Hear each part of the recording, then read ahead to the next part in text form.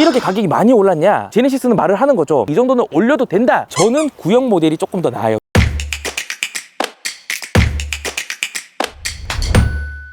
안녕하세요, 신차의 모든 것입니다. 오늘은 제네시스 GV80 차량을 두 대를 좀 가져와 봤는데요. 이 차량을 왜 두 대를 가져왔냐, 이번에 제네시스 GV80이 24년식 페이스리프트가 됐잖아요. 그래서 한 대는 페이스리프트 모델, 그리고 한 대는 구형 모델을 좀 가져왔는데, 자, 일단 색상도 똑같고 전면부도 거의 똑같이 생겼어요. 근데 이 차량이 어떻게 변했고 가격은 좀 어떻게 되고 준비를 좀 해봤습니다. 지금 유튜브에서 신형 제네시스 GV80 영상들이 엄청 많이 올라오잖아요. 근데 구형 모델과 같이 세워놓고 찍은 영상은 찾기가 조금 힘들더라고요. 오늘 이 차량은 신형 모델 같은 경우는 제 고객분께서, 신차의 모든 것 구독자분께서 출고를 받으신 차량이고, 한 대는 제가 법인으로 타고 있는 차량을 가져왔습니다. 다행히 색상도 똑같고 비교하기가 너무 좋은데요. 눈이 엄청 많이 오네요. 이제 시작하겠습니다. 여기 기차도 지나갑니다.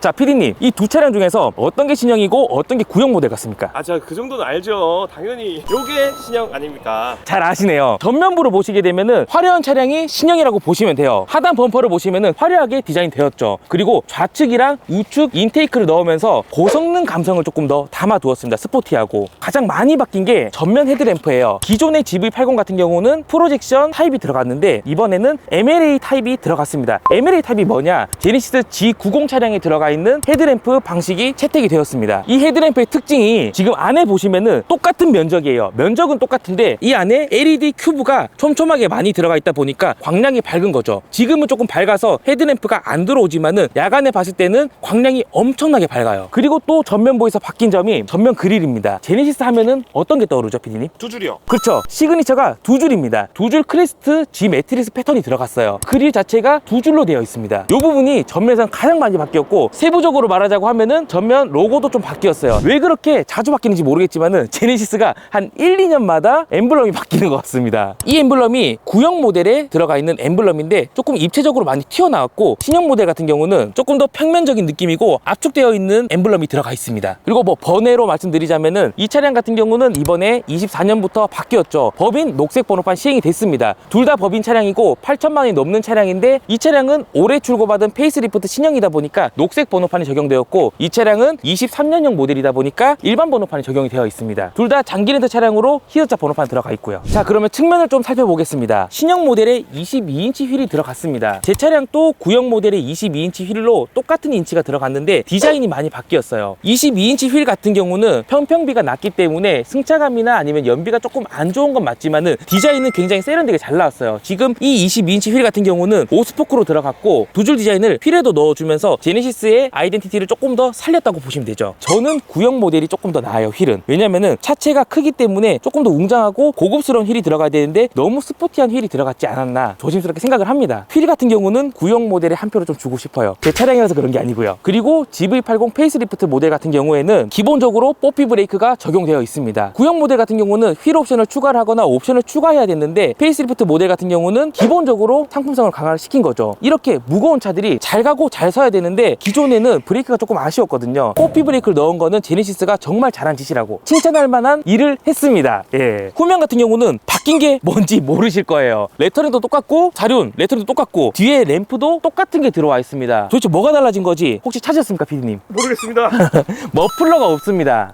진짜 그렇네요. 기존 구형 모델에도 디젤 모델 같은 경우에는 머플러가 없었어요. 근데 이 차량은 가솔린 모델임에도 불구하고 머플러가 없습니다. 요새 뭐 친환경 차다, 뭐 저공해 차다 하면서 머플러 팁이 사라지고 있는데, 이 차는 가솔린임에도 불구하고 히든으로 되어 있습니다. 밑에 다 들어가 있긴 해요, 안쪽에. 이 머플러가 없는 게 장점일 수도 있지만은 전 이것도 좀 단점이라 생각해요. 자동차 감성 마력이잖아요. 디자인적으로는 조금 머플러는 그대로 놔둬야 되지 않냐, 이것까지 건드릴 필요는 없었다고 생각을 합니다. 남자 아닙니까 또. 제네시스 GV80 전면, 측면, 후면 이렇게 외관적으로 달라진 게 어떤 것들이 있는지 비교를 해봤는데요. 진짜 많이 바뀐 거는 외관이 아닙니다. 실내가 정말 많이 바뀌었어요. 실내는 완전 다른 차가 되었다고 해도 과언이 아닙니다. 실내 한번 보도록 하겠습니다.